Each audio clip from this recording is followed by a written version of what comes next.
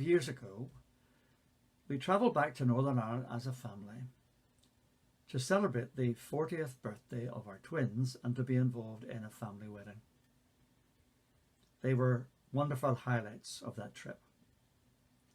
But along with that, we were able to visit the newly built Titanic Quarter in Belfast, situated near to where that famous liner was built by Harland and Wolff. You may well know that the Titanic was the most luxurious ship of its time and was regarded as a miracle of marine engineering. It was thought to be, by some who built it, unsinkable. One even suggested that not even God could sink this ship. Well, what was a triumph of engineering turned out to be one of the worst maritime tragedies. On the maiden voyage of the Titanic from Southampton to New York, at midnight on the 14th of April 1912, this amazing liner ploughed into an iceberg. And 2.5 hours later, it was on the bottom of the Atlantic Ocean. 1,500 souls were lost out of the 2,222 passengers and crew. The unthinkable happened. The unsinkable had sunk. What added to the heartache and tragedy of the loss of life was the fact that within 20 miles of the distressed Titanic, less than 40 minutes away, another ship was present, the California. It was later discovered that at that hour of the night, the California's radio operator was not listening. So the distress signal, the frantic calls for help from this stricken vessel were not heard. If only he had picked up the message, if only he had been listening, many more lives would have been saved. For some of us at Newcraigs, our journey through the Psalms this year, using Tim Keller's book, My Rock, My Refuge, has been very helpful and indeed has been very timely.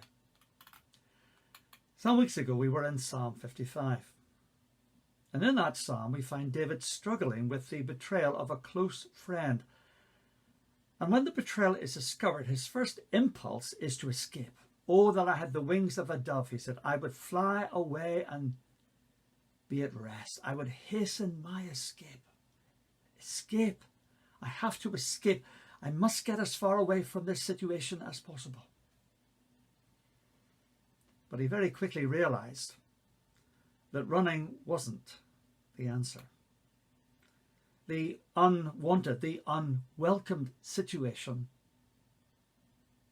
caused him to realize afresh how he should deal with things like this. And so he tells us in verse 16, as for me, I call to God, and the Lord saves me. Evening, morning, and noon, I cry out in distress, and he hears my voice.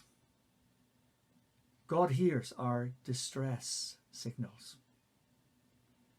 David is telling us that in this situation he prays morning, noon, and night. So distressed is he, so desperate is he for the Lord's help, so serious is he about seeking God's intervention that he prays continually. He storms the gates of heaven, as someone once said, because he knows that only his God can rescue him. Only the Lord can retrieve this situation. What reassurance this should bring to us in our ongoing relationship with the Lord.